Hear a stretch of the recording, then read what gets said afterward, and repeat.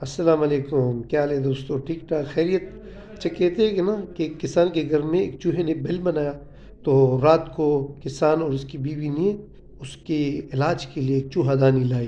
تو چوہے نے چھپ چھپ کے دیکھ لیا کہ یہ کیا لائے ہیں۔ چوہن فوراً گیا اور اس کو کبوتر کو بتایا کہ مالک نے چوہا دانی لائی ہے۔ تو اس نے اس کا مذاق اڑایا، کہا کہ یہ تو میرا مسئلہ نہیں، یہ تو تیرا مسئلہ ہے۔ پھر اس نے اس کو مرغی، اس گھر میں ایک مرغی تھی، اس کو کہا۔ مرغی نے بھی جو ہے اس کا مذاق اڑایا، کہہ رہے کہ یہ میرا مسئلہ نہیں ہے، تیرا مسئلہ ہے۔ پھر اس نے اس کو، اس گھر میں جو ہے ایک بکری تھی، اس کو یہ ماجرا سنایا، تو وہ بھی اس پر ہنسا۔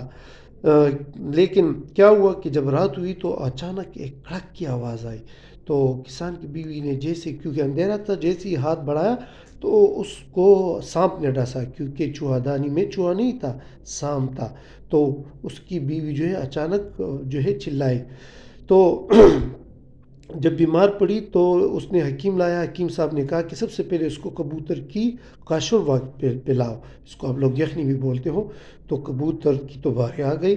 پھر دوسرے دن اس کے گھر میں مہمان آئے، اور تو کسان صاحب نے کیا کیا کہ مرغی کو پکڑا اور مرغی کو مہمانوں کے لیے ذبح کیا۔ یوں اسی دن اس کی فوتگی ہو گئی۔ اچھا، تیسرے دن پر کیا ہوا کہ مہمان زیادہ تھے تو اس نے بکری کو بھی ذبح کیا۔ تو تینوں جو ہیں وہ اسی وجہ سے مر گئے۔ اگر وہ چوہے کی بات سنتے تو یہ نوبت نہ آتی۔ چوہا تو چلا گیا، چوہا تو بھاگ گیا، لیکن وہ تینوں مر گئے۔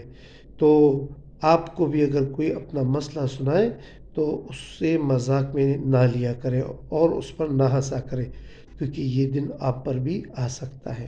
Thank you.